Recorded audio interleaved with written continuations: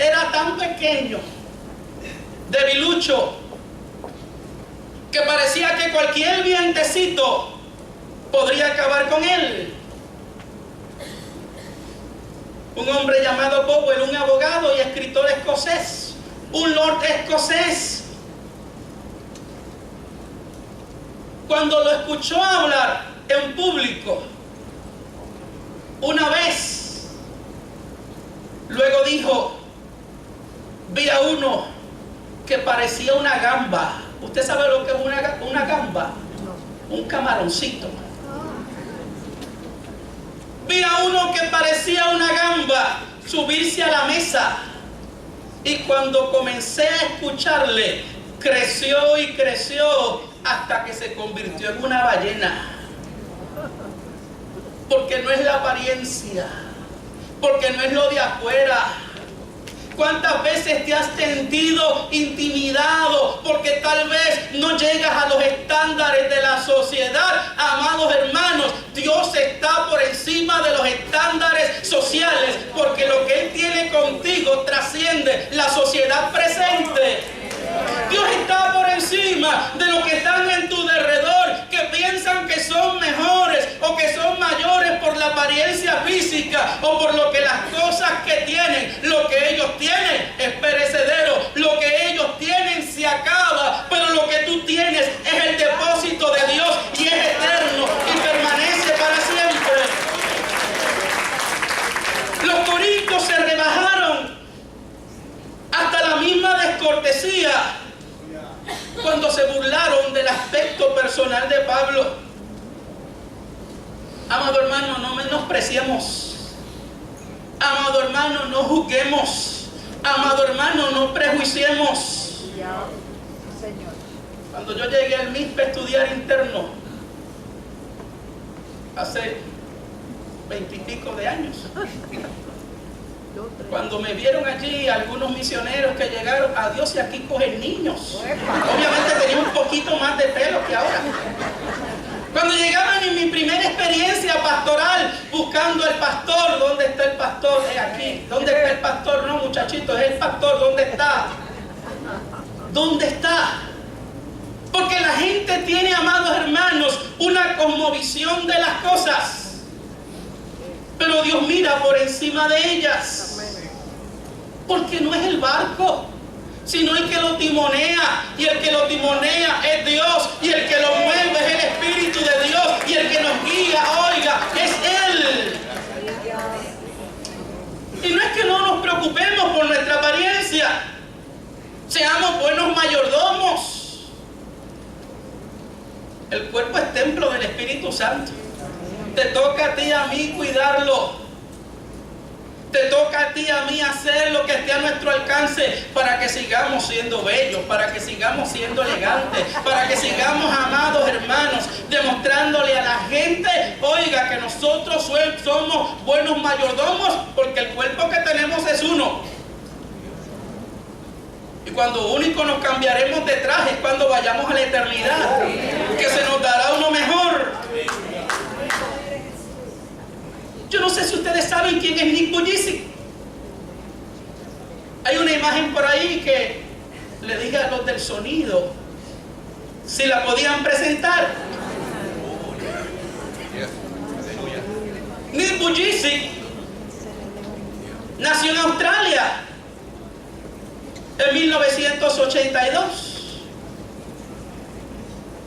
Discapacitado.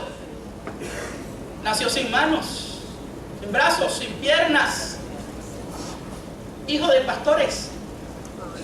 ¿Usted se imagina ser pastor y tener su familia con el propósito y plan de Dios, planificando que llegue un hijo a su casa, y llega este muchacho sin piernas, sin brazos? Usted solo puede preguntarse por qué. ¿Qué sucedió? ¿O cuál es tu plan?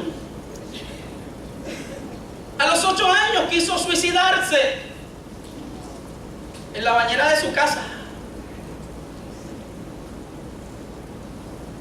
En varias varias ocasiones quiso quitarse la vida, pero siempre recordaba a sus padres y el sufrimiento que esto le causaría. Oró por años, pidiéndole a Dios que le crecieran sus brazos y sus piernas. Oró por años para que las cosas fueran distintas.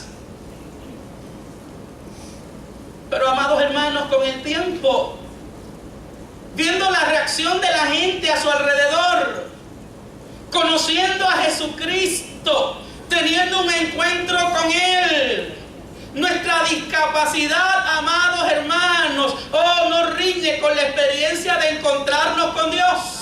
Nuestras limitaciones no riñen con la realidad del Dios de propósito, que hace cosas que son distintas con la vida nuestra y se sale de la norma porque tiene un plan más grande que lo que nosotros, hemos considerado.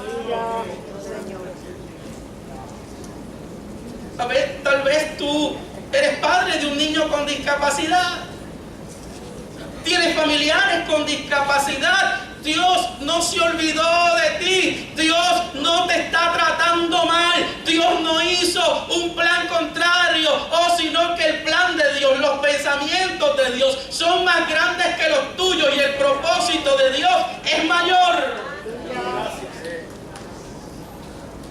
Este muchacho que se encuentra con Dios comenzó a cambiar su visión. Comenzó a cambiar su forma de ver la vida, de pensar. Comenzó Dios a trabajar con la vida de él.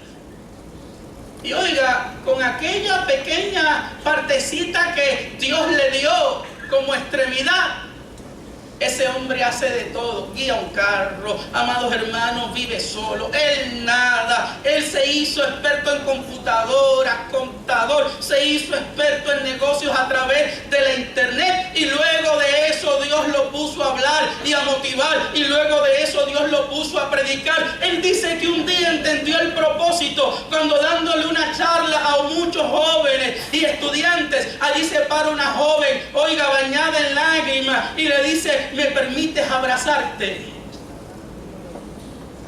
Y allí lo abrazó. Y él la abrazó también. Él la abraza con el cuello, la cabeza. Y ella dice, en aquel momento que ella sintió toda la vida que ella era fea, que ella era indigna, sintió el bullying de los que estaban en su derredor, sintió que no valía nada, que no servía para nada. Pero cuando vio la vida de este hombre, su visión de la vida cambió. Allí él entendió que Dios lo había hecho así, con un propósito eterno, con un propósito glorioso: hablar del amor de Dios, evangelizar al mundo, decirle a los hombres: tú tal vez no tienes economía, tú tal vez no tienes dinero, tú tal vez tienes alguna situación física, mira cómo yo estoy y siento que lo tengo todo. Y siento que puedo volar, y siento que puedo lograrlo todo en la vida. Este hombre vive, amados hermanos, porque el deseo de su vida es evangelizar al mundo. Ya Dios le ha permitido, amados hermanos, predicarle a 500,000 personas en su ministerio. Levanta una fundación llamada Life Without Limits, la vida, sin barreras, sin obstáculos. No es la apariencia, es lo que llevamos por dentro. Pablo era acusado de presumir de una autoridad que no tenía. Hablaban y decían que él era supervisor de otras iglesias, pero no de Corinto. Y Pablo tiene que argumentar: ¿cómo va a ser si yo fui el fundador de la iglesia de Corinto? Yo fui el que levanté aquella obra. En este capítulo 11, Pablo tiene que utilizar un lenguaje que no quiere. Pablo se ve obligado a sacar sus credenciales. Él no quiere gloriarse. Y es interesante, porque cuando vemos a Pablo y vemos a los religiosos de nuestro tiempo, Pablo tenía la cartera guardada. Pablo tenía, las licencias guardadas. Pablo tenía las credenciales guardadas. Hoy la gente las tiene a flor de piel. Aquí está lo que yo soy.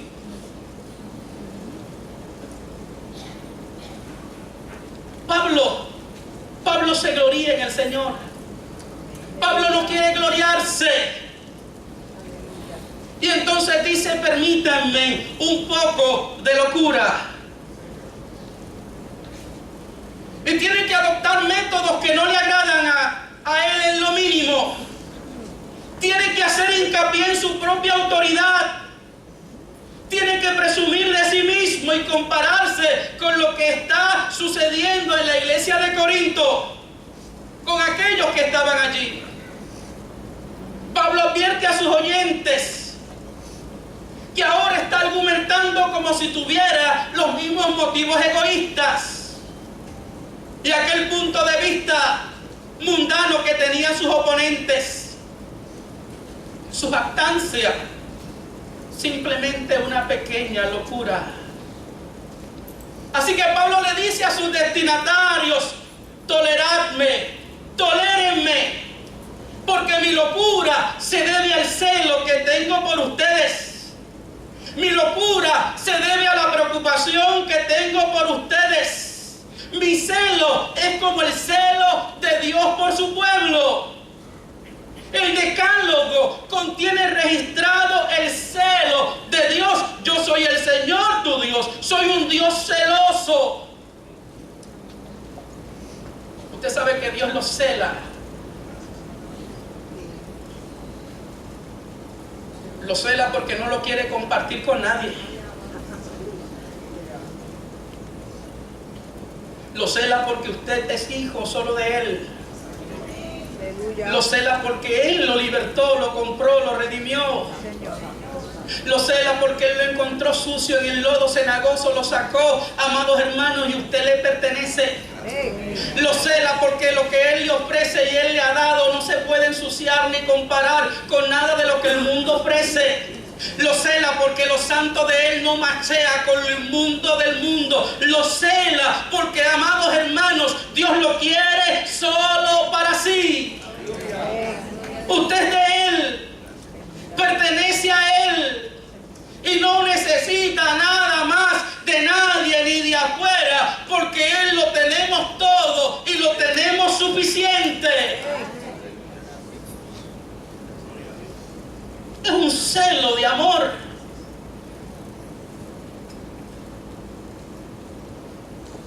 Somos exclusividad de Dios. Y a mí a veces me parece tan raro ver gente que, oiga, son propiedad exclusiva de Dios y se prestan para estar donde Dios no está y hacer lo que Dios no quiere y vivir lo que Dios no desea, si lo de Dios es suficiente. Dios le impartió a Pablo un celo por sus hijos, el celo pastoral. Y en los ministros de Dios hay un celo porque, amados hermanos, la Biblia dice que nosotros le daremos cuenta a Dios de la gente que Dios puso a nuestro cuidado. Eso de que si no quiere estar aquí, que se lo lleve el diablo, no puede ser la visión de un pastor. Eso de que si no entiende, pues si no entiende, eso es su problema. Eso no puede ser la visión de un ministro que tiene celo de Dios. Tenemos un compromiso y una responsabilidad. Pablo dice, yo tengo un compromiso, una responsabilidad de presentaros a un solo hombre, a ese es Cristo. Presentaros como una virgen pura. Y cada palabra de este texto está cargada de significado y está escogida por mucho cuidado.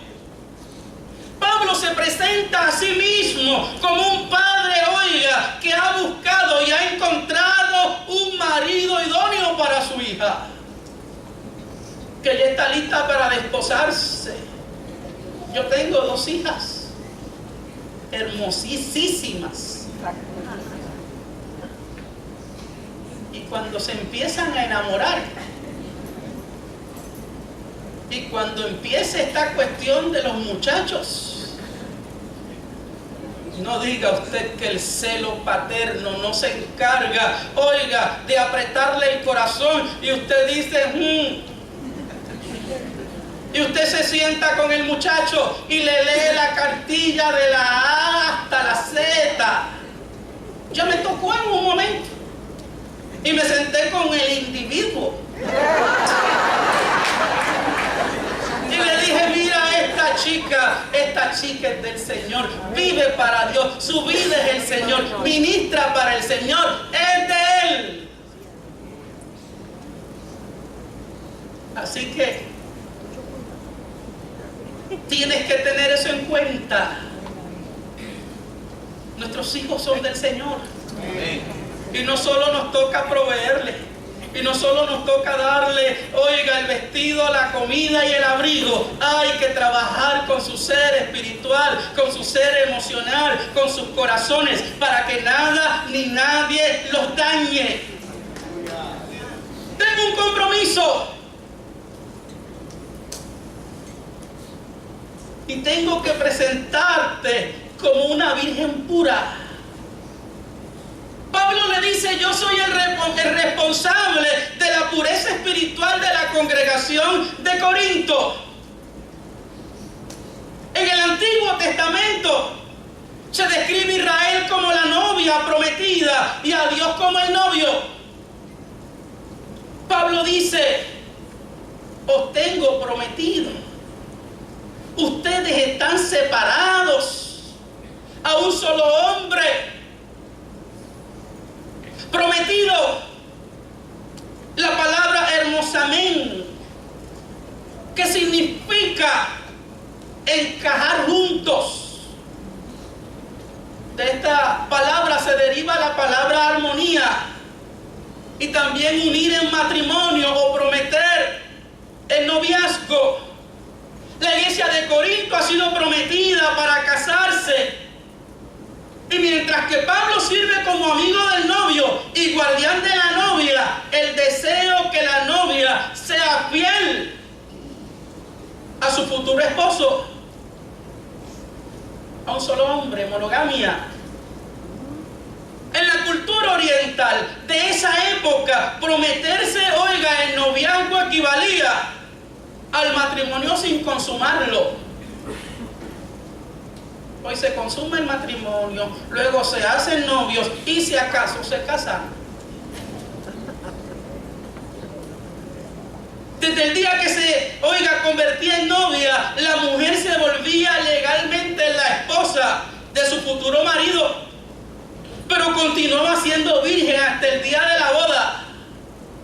Además, no se permitía quebrantar el noviazgo. Si esto ocurría, era entonces un acto considerado como divorcio.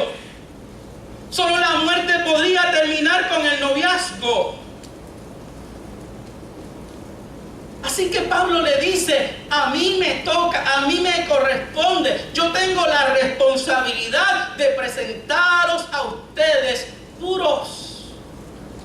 Y si de algo se trata la experiencia pastoral y ministerial, es que Dios, oiga, nos ayude a nosotros a darle herramientas a usted para que usted logre, amados hermanos, que la santificación y en ese proceso de purificación continua que tenemos todos nosotros lleguemos a alcanzar la estatura que Dios quiere y anhela de nosotros.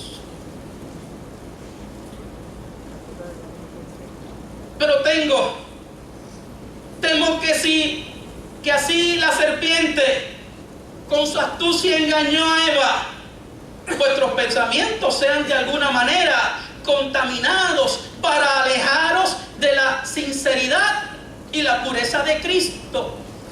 La Biblia Reina Valera dice, pero temo que como la serpiente con su astucia engañó a Eva, vuestros sentidos sean de alguna manera extraviados de la sincera fidelidad a Cristo.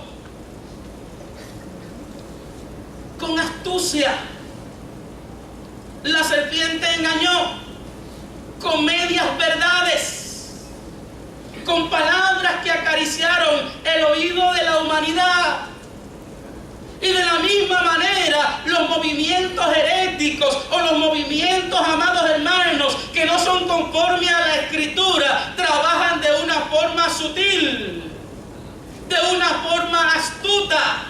Puede ser agradable a los sentidos, puede ser agradable, amados hermanos, a la experiencia en comunidad, pero si no son bíblicos, si no son principios escriturales, hay que tener cuidado, porque si sacan a Cristo del centro, no estamos haciendo la voluntad de Dios.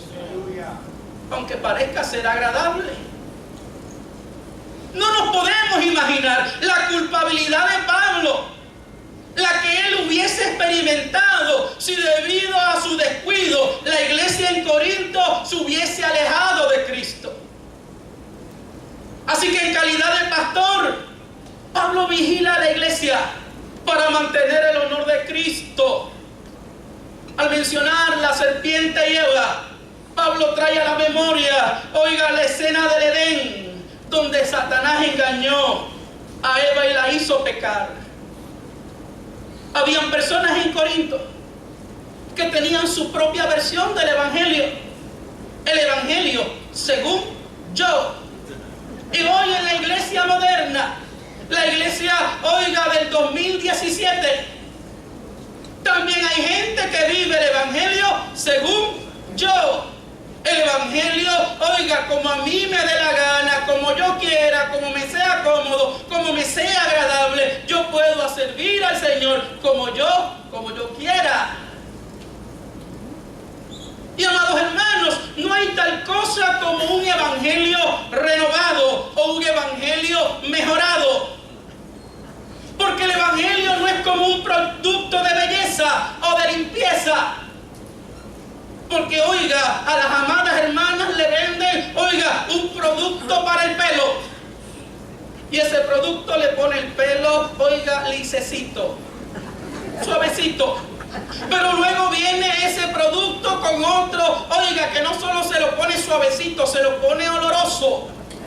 Y el otro que viene detrás no solo lo pone suavecito, oloroso, sino que también se lo pone aceitoso. Algunos dicen que le pone el pelo joven. O los productos de limpieza que vienen de diferentes fragancias y diferentes cosas. Este le da limpieza, desinfecta el piso. Este le da olor al piso. Este le da, amados hermanos, otras cosas más. Y así sucesivamente. El evangelio lo tiene todo. No hay que añadirle más nada. No hay que mejorarlo. No hay que, oiga, cambiarlo. No hay que hacer nada porque el evangelio sigue siendo el mismo. Ha funcionado por todos estos años y seguirá funcionando hasta la eternidad. Tal como Satanás atacó la mente de Eva, asimismo los intrusos tratan de cambiar el pensamiento de los corintios. Pablo relaciona, el engaño de la serpiente con los superapóstoles y el disfraz de Satanás con el disfraz de falsos apóstoles. A Pablo lo acusaban de no estar asociado con nadie. A Pablo lo acusaban de mostrarse independiente con algunos y muy dependiente con otros. Decían que, oiga, tenía un doble carácter, que esto lo hacía inconsecuente. Pero Pablo tenía razón para actuar de esa manera. Y la razón era que mientras estaba en un lugar, tenía que ser independiente, sin depender de nadie. Y es discutible que se pueda aceptar esta visión de Pablo, que no quisiese en momentos ayuda de nadie. Y predicar la verdad con independencia, aunque sea en contra del supuesto bienhechor. Pablo no se amarraba con nadie, porque cuando usted se amarra con la gente y usted comienza a recibir beneplácitos de la gente, en muchas ocasiones la gente se siente comprometida a vender la verdad por el beneficio que ha recibido. Pablo, amados hermanos, era sabio y decía: no, espérate, la verdad yo no la voy a vender. Cuando estaba en la comunidad de Filipos, Pablo no podía estarle obligado a nadie. Y era otra cosa cuando ya estaba en otro lugar. Ahora entonces era libre para aceptar el amor de los filipenses. Porque oiga, la gente te ama hasta que tú tienes que decirle 2 o 3 verdades. La gente te quiere y tú eres maravilloso hasta el día, amados hermanos, que se le entorcha el rabo.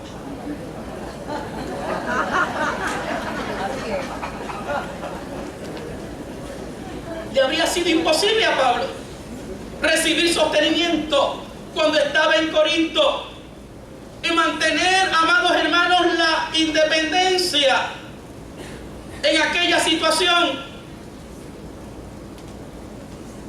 Decían que era deshonrosa la manera en que Pablo vivía, porque en el mundo griego era una deshonra para un hombre libre trabajar con las manos. Y Pablo, oiga, tenía su negocito de hacer tiendas. Parece que no entendía la dignidad del trabajo. Por otra parte, en el mundo griego se suponía que los maestros no recibieran dinero por su trabajo. Pero jamás había habido una época en la que pudiera haber más dinero para alguien que supiera hablar.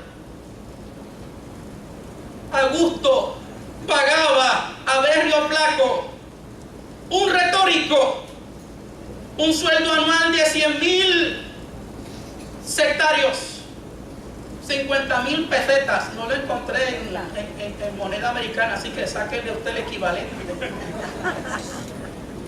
Todos los ciudadanos concedían exención contributiva a los maestros. Ojalá eso fuera también en nuestro tiempo. Pero Pablo no aceptaba ninguna compensación. Así que decían, Pablo no acepta ninguna compensación porque lo que él enseña no vale nada. Porque lo que él enseña no tiene ningún valor.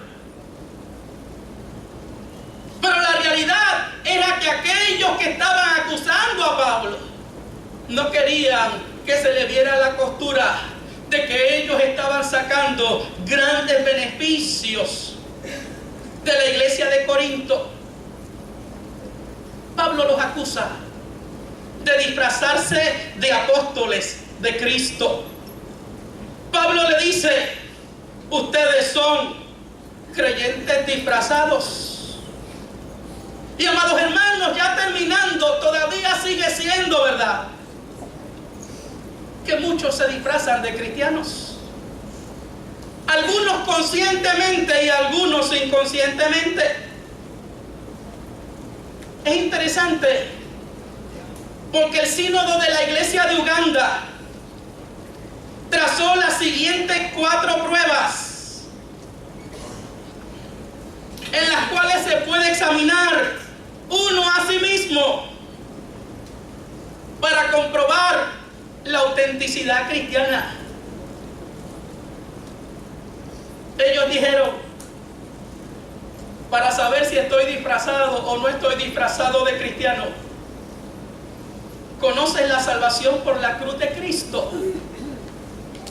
Número 2, estoy creciendo en el poder del Espíritu Santo, la oración, la meditación y el conocimiento de Dios.